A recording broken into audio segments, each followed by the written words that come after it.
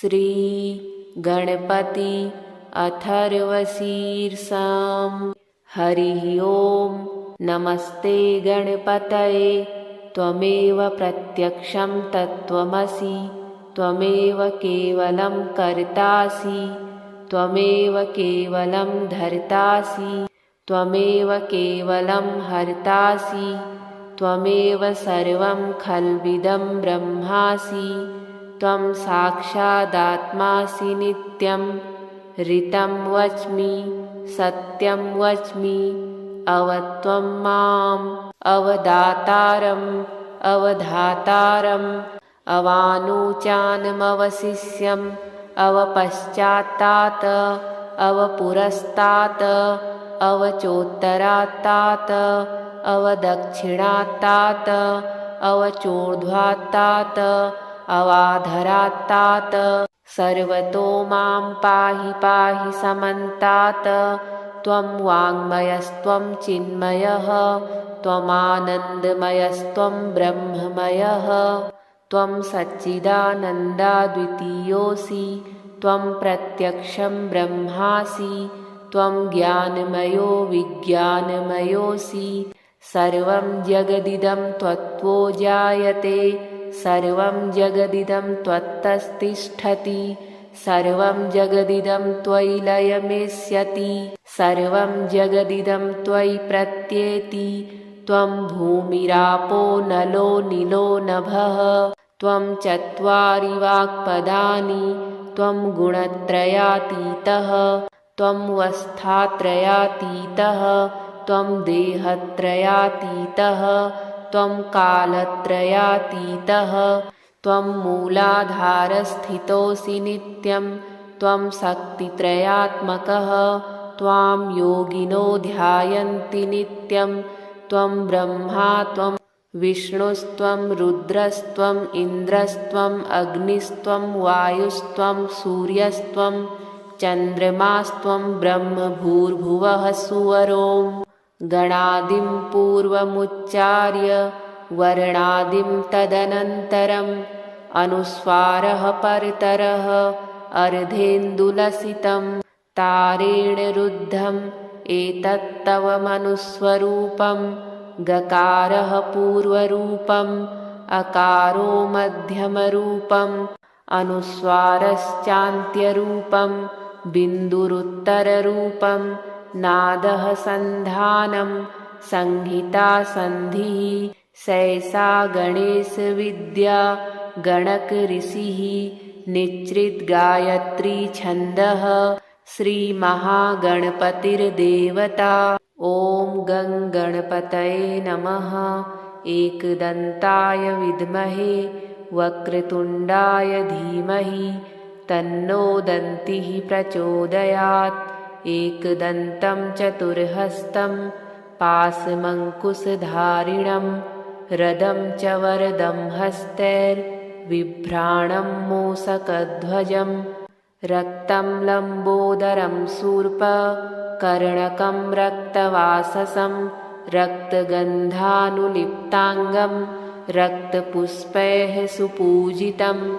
भक्तानुकम्पिनं देवं जगत्कारणमच्युतम्। आविर्भूतं च सृष्ट्यादौ प्रकृतेः पुरुषात् परम्। एवं ध्यायति यो नित्यं स योगी योगिनां वरः। नमो व्रातपतये नमो गणपतये नमः प्रमथपतये। नमस्तेऽस्तु लम्बोदराय एकदन्ताय विघ्नविनाशिने शिवसुताय श्रीवरदमूर्तये नमो नमः। हरिः ओं। नमस्ते गणपतये। त्वमेव प्रत्यक्षं तत्त्वमसि, त्वमेव केवलं कर्तासि, त्वमेव केवलं धर्तासि, त्वमेव केवलं हर्तासि, त्वमेव सर्वं खल्विदं ब्रह्मासि। त्वं साक्षादात्मासि नित्यं। ऋतं वच्मि, सत्यं वच्मि, अवत्वं माम् अवदातारम् अवधातारम् अवानुचानमवशिष्यम् अवपश्चात्तात् अवपुरस्तात् अवचोत्तरात्तात् अवदक्षिणात्तात् अवचोर्ध्वात्तात् अवाधरात्तात् सर्वतो मां पाहि पाहि समन्तात् त्वं वाङ्मयस्त्वं चिन्मयः त्वमानन्दमयस्त्वं ब्रह्ममयः त्वं सच्चिदानन्दाद्वितीयोऽसि त्वं प्रत्यक्षं ब्रह्मासि त्वं ज्ञानमयो विज्ञानमयोऽसि सर्वं जगदिदं त्वत्तो जायते सर्वं जगदिदं त्वत्तस्तिष्ठति सर्वं जगदिदं त्वयि लयमेष्यति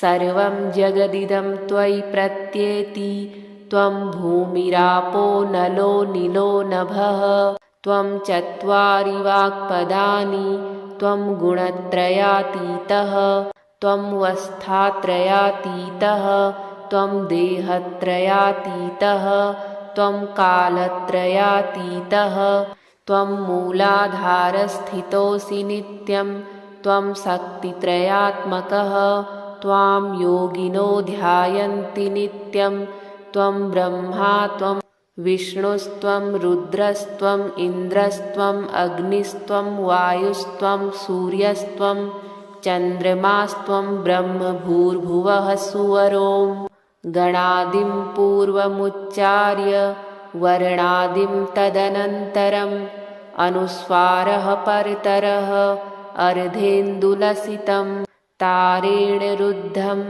एतत्तव मनुस्वरूपं गकारः पूर्वरूपम् अकारो मध्यमरूपम् अनुस्वारश्चान्त्यरूपं बिन्दुरुत्तररूपं नादः सन्धानं संहिता सन्धिः सैषा गणेशविद्या गणकऋषिः निच्रिद्गायत्री छन्दः श्रीमहागणपतिर्देवता ॐ गं गणपतये नमः एकदन्ताय विद्महे वक्रतुण्डाय धीमहि तन्नो दन्तिः प्रचोदयात् एकदन्तं चतुर्हस्तं पाशमङ्कुशधारिणं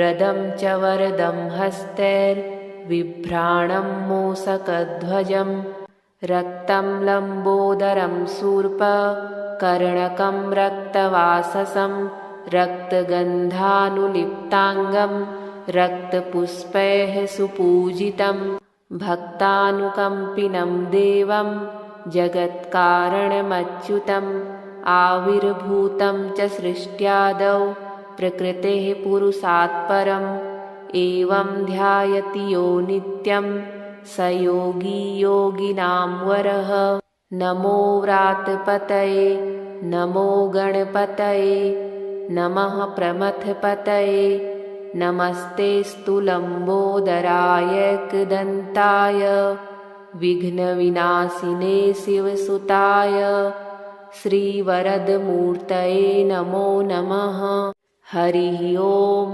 नमस्ते गणपतये त्वमेव प्रत्यक्षं तत्त्वमसि त्वमेव केवलं कर्तासि त्वमेव केवलं धर्तासि त्वमेव केवलं हर्तासि त्वमेव सर्वं खल्विदं ब्रह्मासि त्वं साक्षादात्मासि नित्यं ऋतं वच्मि सत्यं वच्मि अवत्वं माम् अवदातारम् अवधातारम् अवानुचानमवशिष्यम् अवपश्चात्तात् अवपुरस्तात् अवचोत्तरात्तात् अवदक्षिणात्तात् अवचोर्ध्वात्तात् अवाधरात्तात् सर्वतो मां पाहि पाहि समन्तात् त्वं वाङ्मयस्त्वं चिन्मयः त्वमानन्दमयस्त्वं ब्रह्ममयः त्वं सच्चिदानन्दाद्वितीयोऽसि त्वं प्रत्यक्षं ब्रह्मासि त्वं ज्ञानमयो विज्ञानमयोऽसि सर्वं जगदिदं त्वत्तो जायते सर्वं जगदिदं त्वत्तस्तिष्ठति सर्वं जगदिदं त्वयि लयमेष्यति सर्वं जगदिदं त्वयि प्रत्येति त्वं भूमिरापो नलो निलो नभः त्वं चत्वारि वाक्पदानि त्वं गुणत्रयातीतः त्वं वस्थात्रयातीतः त्वं देहत्रयातीतः त्वं कालत्रयातीतः त्वं मूलाधारस्थितोऽसि नित्यं त्वं शक्तित्रयात्मकः त्वां योगिनो ध्यायन्ति नित्यं त्वं ब्रह्मा त्वं विष्णुस्त्वं रुद्रस्त्वं इन्द्रस्त्वं अग्निस्त्वं वायुस्त्वं सूर्यस्त्वं चन्द्रमास्त्वं ब्रह्म भूर्भुवः सुवरों गणादिं पूर्वमुच्चार्य वर्णादिं तदनन्तरम् अनुस्वारः परतरः अर्धेन्दुलसितं तारेण रुद्धम् एतत्तव मनुस्वरूपं गकारः पूर्वरूपम् अकारो मध्यमरूपम् अनुस्वारश्चान्त्यरूपं बिन्दुरुत्तररूपं नादः सन्धानं संहिता सन्धिः सैषा गणेशविद्या गणकऋषिः निच्रिद्गायत्री छन्दः श्रीमहागणपतिर्देवता ॐ गं गणपतये नमः एकदन्ताय विद्महे वक्रतुण्डाय धीमहि तन्नो दन्तिः प्रचोदयात् एकदन्तं चतुर्हस्तं पाशमङ्कुशधारिणं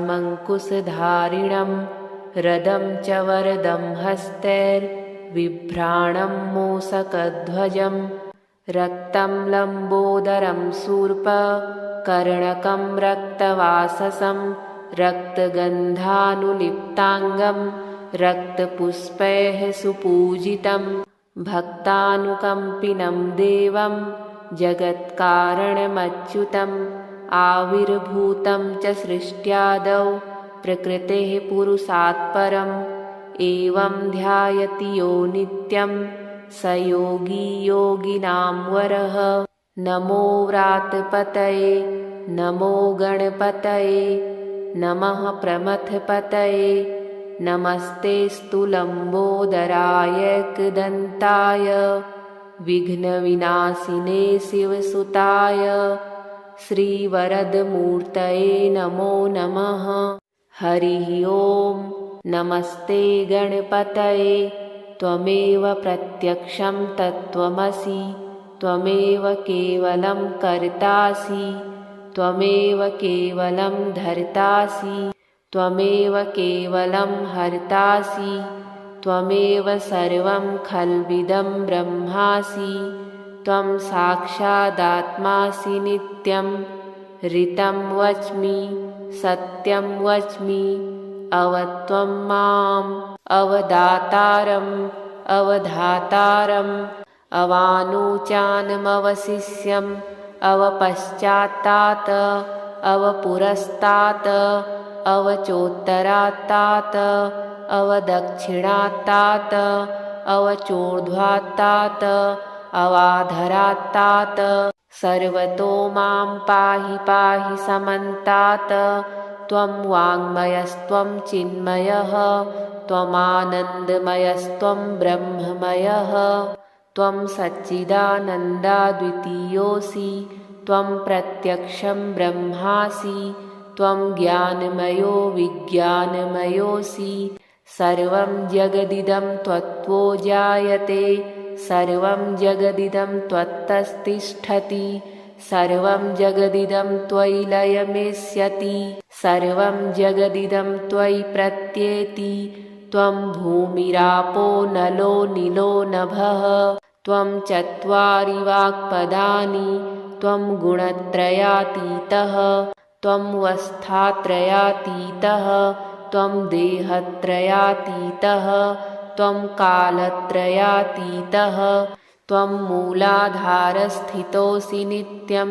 त्वं शक्तित्रयात्मकः त्वां योगिनो ध्यायन्ति नित्यं त्वं ब्रह्मा त्वं विष्णुस्त्वं रुद्रस्त्वं इन्द्रस्त्वं अग्निस्त्वं वायुस्त्वं सूर्यस्त्वं चन्द्रमास्त्वं ब्रह्म भूर्भुवः सुवरों गणादिं पूर्वमुच्चार्य वर्णादिं तदनन्तरम् अनुस्वारः परतरः अर्धेन्दुलसितं तारेण रुद्धम् एतत्तव मनुस्वरूपं गकारः पूर्वरूपम् अकारो मध्यमरूपम् अनुस्वारश्चान्त्यरूपं बिन्दुरुत्तररूपं नादः सन्धानं संहिता सन्धिः सैषा गणेशविद्या गणकऋषिः निच्रित गायत्री छन्दः श्रीमहागणपतिर्देवता। ॐ गं गणपतये नमः। एकदन्ताय विद्महे वक्रतुण्डाय धीमहि तन्नो दन्तिः प्रचोदयात्। एकदन्तं चतुर्हस्तं पाशमङ्कुशधारिणं रदं च वरदं हस्तैर्बिभ्राणं मूषकध्वजं रक्तं लम्बोदरं शूर्पकर्णकं रक्तवाससं रक्तगन्धानुलिप्ताङ्गं रक्तपुष्पैः सुपूजितं भक्तानुकम्पिनं देवं जगत्कारणमच्युतम् आविर्भूतं च सृष्ट्यादौ प्रकृतेः पुरुषात् परम् एवं ध्यायति यो नित्यं स योगी योगिनां वरः। नमो व्रातपतये नमो गणपतये नमः प्रमथपतये नमस्तेऽस्तु लम्बोदराय एकदन्ताय विघ्नविनाशिने शिवसुताय श्रीवरदमूर्तये नमो नमः। हरिः ॐ। नमस्ते गणपतये त्वमेव प्रत्यक्षं तत्त्वमसि त्वमेव केवलं कर्तासि त्वमेव केवलं धर्तासि त्वमेव केवलं हर्तासि त्वमेव सर्वं खल्विदं ब्रह्मासि त्वं साक्षादात्मासि नित्यं ऋतं वच्मि सत्यं वच्मि अवत्वं माम् अवदातारम् अवधातारम् अवानुचानमवशिष्यम् अवपश्चात्तात् अवपुरस्तात् अवचोत्तरात्तात् अवदक्षिणात्तात् अवचोर्ध्वात्तात् अवाधरात्तात् सर्वतो मां पाहि पाहि समन्तात् त्वं वाङ्मयस्त्वं चिन्मयः त्वमानन्दमयस्त्वं ब्रह्ममयः त्वं सच्चिदानन्दाद्वितीयोऽसि त्वं प्रत्यक्षं ब्रह्मासि त्वं ज्ञानमयो विज्ञानमयोऽसि सर्वं जगदिदं त्वत्तो जायते सर्वं जगदिदं त्वत्तस्तिष्ठति सर्वं जगदिदं त्वयि लयमेष्यति सर्वं जगदिदं त्वयि प्रत्येति त्वं भूमिरापो नलो नीलो नभः त्वं चत्वारि वाक्पदानि त्वं गुणत्रयातीतः त्वं वस्थात्रयातीतः त्वं देहत्रयातीतः त्वं कालत्रयातीतः त्वं मूलाधारस्थितोऽसि नित्यं त्वं शक्तित्रयात्मकः त्वां योगिनो ध्यायन्ति नित्यं त्वं ब्रह्मा त्वं विष्णुस्त्वं रुद्रस्त्वं इन्द्रस्त्वं अग्निस्त्वं वायुस्त्वं सूर्यस्त्वं चन्द्रमास्त्वं ब्रह्म भूर्भुवः सुवरों गणादिं पूर्वमुच्चार्य वर्णादिं तदनन्तरम् अनुस्वारः परतरः अर्धेन्दुलसितं तारेण रुद्धम् एतत्तव मनुस्वरूपं गकारः पूर्वरूपम् अकारो मध्यमरूपम् अनुस्वारश्चान्त्यरूपम् बिन्दुरुत्तररूपं नादः सन्धानं संहिता सन्धिः सैषा गणेशविद्या गणकऋषिः निच्रिद्गायत्री छन्दः श्रीमहागणपतिर्देवता। ॐ गं गणपतये नमः। एकदन्ताय विद्महे वक्रतुण्डाय धीमहि तन्नो दन्तिः प्रचोदयात्। एकदन्तं चतुर्हस्तं पाशमङ्कुशधारिणं रदं च वरदं हस्तैर्बिभ्राणं मूषकध्वजं रक्तं लम्बोदरं शूर्पकर्णकं रक्तवाससं रक्तगन्धानुलिप्ताङ्गं रक्तपुष्पैः सुपूजितं भक्तानुकम्पिनं देवं जगत्कारणमच्युतम् आविर्भूतं च सृष्ट्यादौ प्रकृतेः पुरुषात् परम् एवं ध्यायति यो नित्यं स योगी योगिनां वरः। नमो व्रातपतये नमो गणपतये नमः प्रमथपतये नमस्तेऽस्तु लम्बोदराय एकदन्ताय विघ्नविनाशिने शिवसुताय श्रीवरदमूर्तये नमो नमः। हरिः ॐ। नमस्ते गणपतये त्वमेव प्रत्यक्षं तत्त्वमसि त्वमेव केवलं कर्तासि त्वमेव केवलं धर्तासि त्वमेव केवलं हर्तासि त्वमेव सर्वं खल्विदं ब्रह्मासि त्वं साक्षादात्मासि नित्यं ऋतं वच्मि सत्यं वच्मि अवत्वं माम् अवदातारम् अवधातारम् अवानुचानमवशिष्यम् अवपश्चात्तात् अवपुरस्तात् अवचोत्तरात्तात् अवदक्षिणात्तात् अवचोर्ध्वात्तात् अवाधरात्तात् सर्वतो मां पाहि पाहि समन्तात् त्वं वाङ्मयस्त्वं चिन्मयः त्वमानन्दमयस्त्वं ब्रह्ममयः त्वं सच्चिदानन्दाद्वितीयोऽसि त्वं प्रत्यक्षं ब्रह्मासि त्वं ज्ञानमयो विज्ञानमयोऽसि सर्वं जगदिदं त्वत्तो जायते सर्वं जगदिदं त्वत्तस्तिष्ठति सर्वं जगदिदं त्वयि लयमेष्यति सर्वं जगदिदं त्वयि प्रत्येति त्वं भूमिरापो नलो निलो नभः त्वं चत्वारि वाक्पदानि त्वं गुणत्रयातीतः त्वं वस्थात्रयातीतः त्वं देहत्रयातीतः त्वं कालत्रयातीतः त्वं मूलाधारस्थितोऽसि नित्यं त्वं शक्तित्रयात्मकः त्वां योगिनो ध्यायन्ति नित्यं त्वं ब्रह्मा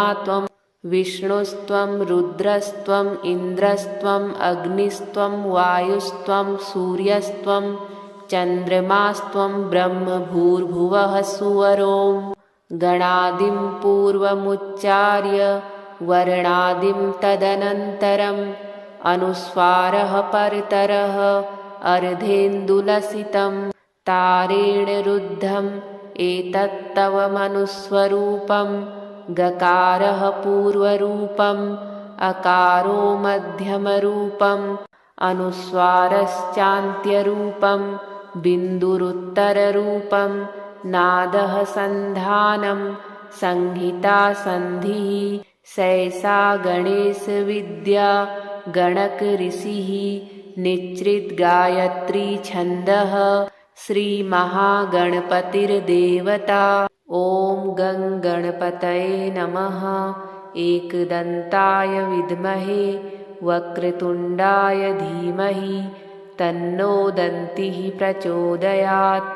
एकदन्तं चतुर्हस्तं पाशमङ्कुशधारिणं रदं च वरदं हस्तैर्बिभ्राणं बिभ्राणं मूषकध्वजं रक्तं लम्बोदरं शूर्पकर्णकं रक्तवाससं रक्तगन्धानुलिप्ताङ्गं रक्तपुष्पैः सुपूजितं भक्तानुकम्पिनं देवं जगत्कारणमच्युतम् आविर्भूतं च सृष्ट्यादौ प्रकृतेः पुरुषात् परम् एवं ध्यायति यो नित्यं स योगी योगिनां वरः। नमो व्रातपतये नमो गणपतये नमः प्रमथपतये नमस्तेऽस्तु लम्बोदराय एकदन्ताय विघ्नविनाशिने शिवसुताय श्रीवरदमूर्तये नमो नमः। हरिः ओं नमस्ते गणपतये त्वमेव प्रत्यक्षं तत्त्वमसि त्वमेव केवलं कर्तासि त्वमेव केवलं धर्तासि त्वमेव केवलं हर्तासि त्वमेव सर्वं खल्विदं ब्रह्मासि त्वं साक्षादात्मासि नित्यं ऋतं वच्मि सत्यं वच्मि अवत्वं माम् अवदातारम् अवधातारम् अवानुचानमवशिष्यम् अवपश्चात्तात् अवपुरस्तात् अवचोत्तरात्तात् अवदक्षिणात्तात् अवचोर्ध्वात्तात् अवाधरात्तात् सर्वतो मां पाहि पाहि समन्तात् त्वं वाङ्मयस्त्वं चिन्मयः त्वमानन्दमयस्त्वं ब्रह्ममयः त्वं सच्चिदानन्दाद्वितीयोऽसि त्वं प्रत्यक्षं ब्रह्मासि त्वं ज्ञानमयो विज्ञानमयोऽसि सर्वं जगदिदं त्वत्तो जायते सर्वं जगदिदं त्वत्तस्तिष्ठति सर्वं जगदिदं त्वयि लयमेष्यति सर्वं जगदिदं त्वयि प्रत्येति त्वं भूमिरापो नलो निलो नभः त्वं चत्वारि वाक्पदानि त्वं गुणत्रयातीतः त्वं वस्थात्रयातीतः त्वं देहत्रयातीतः त्वं कालत्रयातीतः त्वं मूलाधारस्थितोऽसि नित्यं त्वं शक्तित्रयात्मकः त्वां योगिनो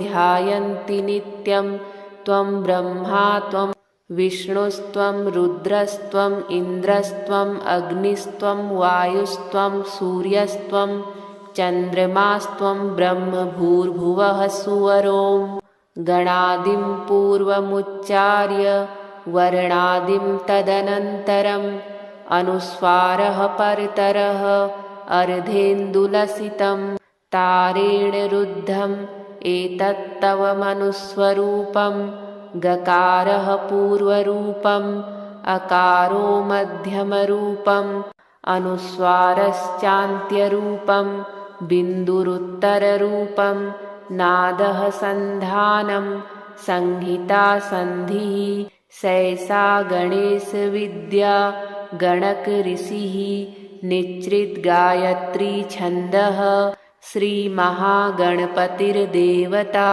ॐ गं गणपतये नमः। एकदन्ताय विद्महे वक्रतुण्डाय धीमहि तन्नो दन्तिः प्रचोदयात्। एकदन्तं चतुर्हस्तं पाशमङ्कुशधारिणं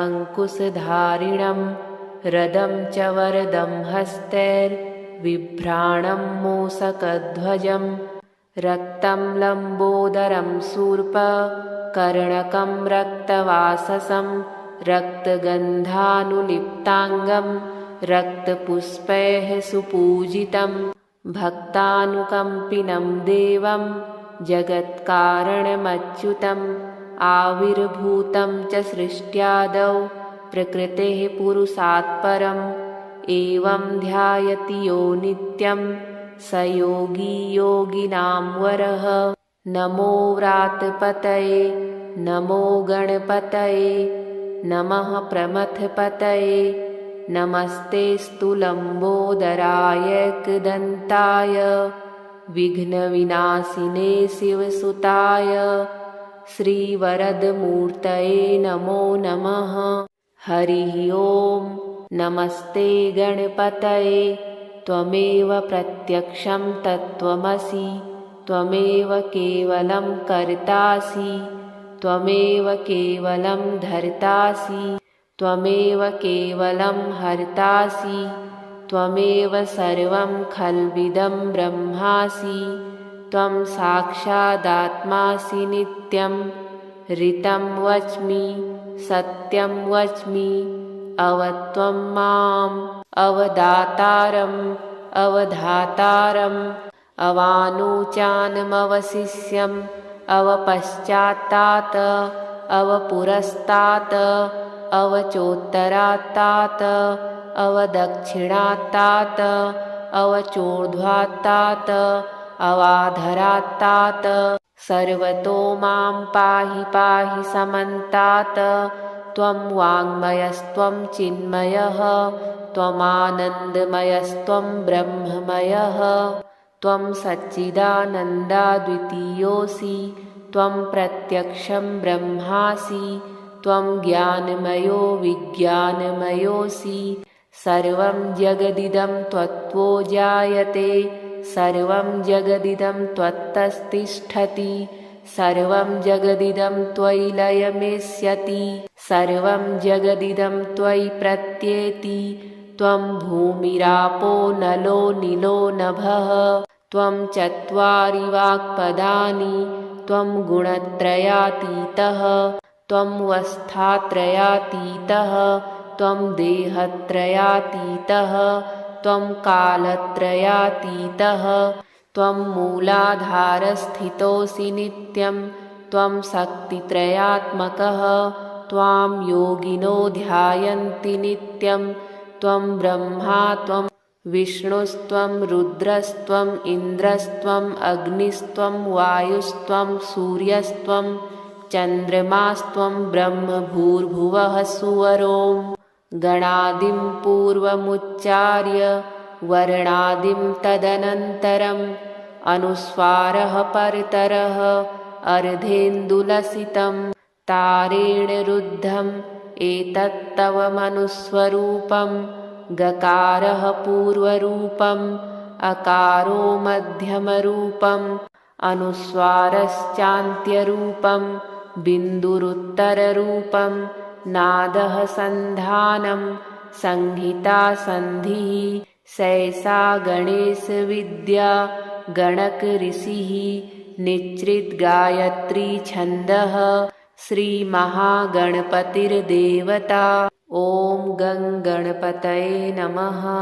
एकदन्ताय विद्महे वक्रतुण्डाय धीमहि तन्नो दन्तिः प्रचोदयात्। एकदन्तं चतुर्हस्तं पाशमङ्कुशधारिणं रदं च वरदं हस्तैर्बिभ्राणं मूषकध्वजं रक्तं लम्बोदरं शूर्पकर्णकं रक्तवाससं रक्तगन्धानुलिप्ताङ्गं रक्तपुष्पैः सुपूजितं भक्तानुकम्पिनं देवं जगत्कारणमच्युतम् आविर्भूतं च सृष्ट्यादौ प्रकृतेः पुरुषात् परम् एवं ध्यायति यो नित्यं स योगी योगिनां वरः। नमो व्रातपतये नमो गणपतये नमः प्रमथपतये नमस्तेऽस्तु लम्बोदराय एकदन्ताय विघ्नविनाशिने शिवसुताय श्रीवरदमूर्तये नमो नमः। हरिः ओम्। नमस्ते गणपतये। त्वमेव प्रत्यक्षं तत्त्वमसि, त्वमेव केवलं कर्तासि, त्वमेव केवलं धर्तासि, त्वमेव केवलं हर्तासि, त्वमेव सर्वं खल्विदं ब्रह्मासि। त्वं साक्षादात्मासि नित्यं। ऋतं वच्मि, सत्यं वच्मि अवत्वं माम् अवदातारम् अवधातारम् अवानुचानमवशिष्यम् अवपश्चात्तात् अवपुरस्तात् अवचोत्तरात्तात् अवदक्षिणात्तात् अवचोर्ध्वात्तात् अवाधरात्तात् सर्वतो मां पाहि पाहि समन्तात् त्वं वाङ्मयस्त्वं चिन्मयः त्वमानन्दमयस्त्वं ब्रह्ममयः त्वं सच्चिदानन्दाद्वितीयोऽसि त्वं प्रत्यक्षं ब्रह्मासि त्वं ज्ञानमयो विज्ञानमयोऽसि सर्वं जगदिदं त्वत्तो जायते सर्वं जगदिदं त्वत्तस्तिष्ठति सर्वं जगदिदं त्वयि लयमेष्यति सर्वं जगदिदं त्वयि प्रत्येति त्वं भूमिरापो नलो निलो नभः त्वं चत्वारि वाक्पदानि त्वं गुणत्रयातीतः त्वं वस्थात्रयातीतः त्वं देहत्रयातीतः त्वं कालत्रयातीतः त्वं मूलाधारस्थितोऽसि नित्यं त्वं शक्तित्रयात्मकः त्वां योगिनो ध्यायन्ति नित्यं त्वं ब्रह्मा त्वं विष्णुस्त्वं रुद्रस्त्वं इन्द्रस्त्वं अग्निस्त्वं वायुस्त्वं सूर्यस्त्वं चन्द्रमास्त्वं ब्रह्म भूर्भुवः सुवरों गणादिं पूर्वमुच्चार्य वर्णादिं तदनन्तरम् अनुस्वारः परतरः अर्धेन्दुलसितं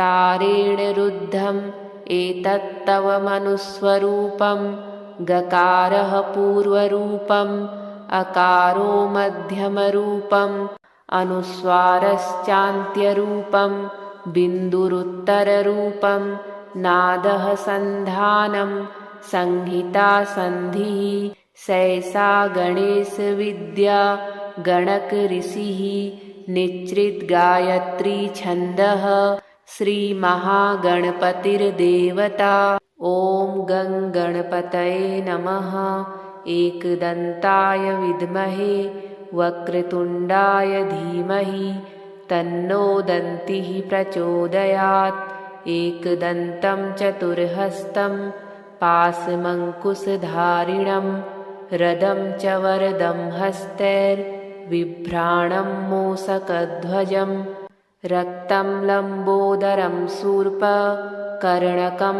रक्तवाससं रक्तगन्धानुलिप्ताङ्गं रक्तपुष्पैः सुपूजितं भक्तानुकम्पिनं देवं जगत्कारणमच्युतम् आविर्भूतं च सृष्ट्यादौ प्रकृतेः पुरुषात् परम् एवं ध्यायति यो नित्यं स योगी योगिनां वरः नमो व्रातपतये नमो गणपतये नमः प्रमथपतये नमस्तेऽस्तु लम्बोदराय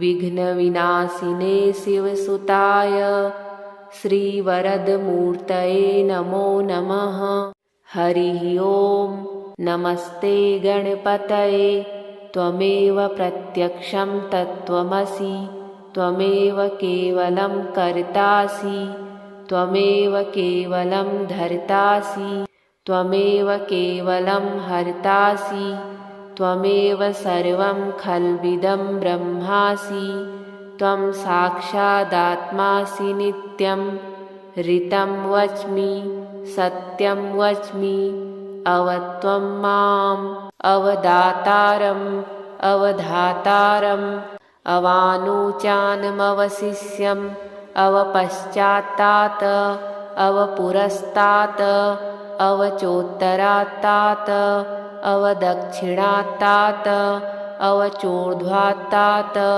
अवाधरात्तात् सर्वतो मां पाहि पाहि समन्तात् त्वं वाङ्मयस्त्वं चिन्मयः त्वमानन्दमयस्त्वं ब्रह्ममयः त्वं सच्चिदानन्दाद्वितीयोऽसि त्वं प्रत्यक्षं ब्रह्मासि त्वं ज्ञानमयो विज्ञानमयोऽसि सर्वं जगदिदं त्वत्तो जायते सर्वं जगदिदं त्वत्तस्तिष्ठति सर्वं जगदिदं त्वयि लयमेष्यति सर्वं जगदिदं त्वयि प्रत्येति त्वं भूमिरापो नलो नीलो नभः त्वं चत्वारि वाक्पदानि त्वं गुणत्रयातीतः त्वं वस्थात्रयातीतः त्वं देहत्रयातीतः त्वं कालत्रयातीतः त्वं मूलाधारस्थितोऽसि नित्यं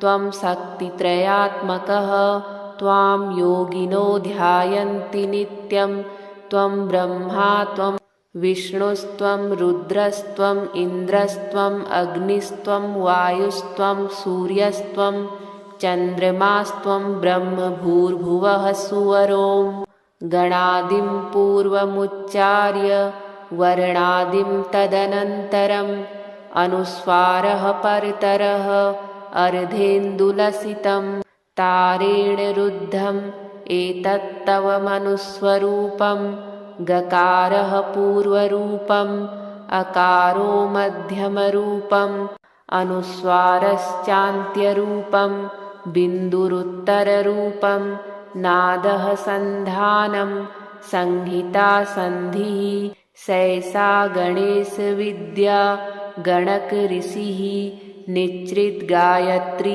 छन्दः श्रीमहागणपतिर्देवता ॐ गं गणपतये नमः एकदन्ताय विद्महे वक्रतुण्डाय धीमहि तन्नो दन्तिः प्रचोदयात् एकदन्तं चतुर्हस्तं पाशमङ्कुशधारिणं रदं च वरदं हस्तैर्बिभ्राणं मूषकध्वजं रक्तं लम्बोदरं शूर्पकर्णकं रक्तवाससं रक्तगन्धानुलिप्ताङ्गं रक्तपुष्पैः सुपूजितं भक्तानुकम्पिनं देवं जगत्कारणमच्युतम् आविर्भूतं च सृष्ट्यादौ प्रकृतेः पुरुषात् परम् एवं ध्यायति यो नित्यं स योगी योगिनां वरः नमो व्रातपतये नमो गणपतये नमः प्रमथपतये नमस्तेऽस्तु लम्बोदराय एकदन्ताय विघ्नविनाशिने शिवसुताय श्रीवरदमूर्तये नमो नमः हरिः ॐ नमस्ते गणपतये त्वमेव प्रत्यक्षं तत्त्वमसि त्वमेव केवलं कर्तासि त्वमेव केवलं धर्तासि त्वमेव केवलं हर्तासि त्वमेव सर्वं खल्विदं ब्रह्मासि त्वं साक्षादात्मासि नित्यं ऋतं वच्मि सत्यं वच्मि अवत्वं माम् अवदातारम् अवधातारम् अवानुचानमवशिष्यम् अवपश्चात्तात् अवपुरस्तात् अवचोत्तरात्तात् अवदक्षिणात्तात् अवचोर्ध्वात्तात् अवाधरात्तात् सर्वतो मां पाहि पाहि समन्तात् त्वं वाङ्मयस्त्वं चिन्मयः त्वमानन्दमयस्त्वं ब्रह्ममयः त्वं सच्चिदानन्दाद्वितीयोऽसि त्वं प्रत्यक्षं ब्रह्मासि त्वं ज्ञानमयो विज्ञानमयोऽसि सर्वं जगदिदं त्वत्तो जायते सर्वं जगदिदं त्वत्तस्तिष्ठति सर्वं जगदिदं त्वयि लयमेष्यति सर्वं जगदिदं त्वयि प्रत्येति त्वं भूमिरापो नलो नीलो नभः त्वं चत्वारि वाक्पदानि त्वं गुणत्रयातीतः त्वं वस्थात्रयातीतः त्वं देहत्रयातीतः त्वं कालत्रयातीतः त्वं मूलाधारस्थितोऽसि नित्यं त्वं शक्तित्रयात्मकः त्वां योगिनो ध्यायन्ति नित्यं त्वं ब्रह्मा त्वं विष्णुस्त्वं रुद्रस्त्वम् इन्द्रस्त्वम् अग्निस्त्वं वायुस्त्वं सूर्यस्त्वं चन्द्रमास्त्वं ब्रह्म भूर्भुवः सुवरों गणादिं पूर्वमुच्चार्य वर्णादिं तदनन्तरम् अनुस्वारः परतरः अर्धेन्दुलसितं तारेण रुद्धम् एतत्तव मनुस्वरूपं गकारः पूर्वरूपम् अकारो मध्यमरूपम् अनुस्वारश्चान्त्यरूपं बिन्दुरुत्तररूपं नादः सन्धानं संहिता सन्धिः सैषा गणेशविद्या गणकऋषिः निच्रिद्गायत्री छन्दः श्रीमहागणपतिर्देवता ॐ गं गणपतये नमः। एकदन्ताय विद्महे वक्रतुण्डाय धीमहि तन्नो दन्तिः प्रचोदयात्। एकदन्तं चतुर्हस्तं पाशमङ्कुशधारिणं रदं च वरदं हस्तैर्बिभ्राणं मूषकध्वजं रक्तं लम्बोदरं शूर्पकर्णकं रक्तवाससं रक्तगन्धानुलिप्ताङ्गं रक्तपुष्पैः सुपूजितं भक्तानुकम्पिनं देवं जगत्कारणमच्युतम् आविर्भूतं च सृष्ट्यादौ प्रकृतेः पुरुषात् परम् एवं ध्यायति यो नित्यं स योगी योगिनां वरः। नमो व्रातपतये नमो गणपतये नमः प्रमथपतये नमस्तेऽस्तु लम्बोदराय एकदन्ताय विघ्नविनाशिने शिवसुताय श्रीवरदमूर्तये नमो नमः।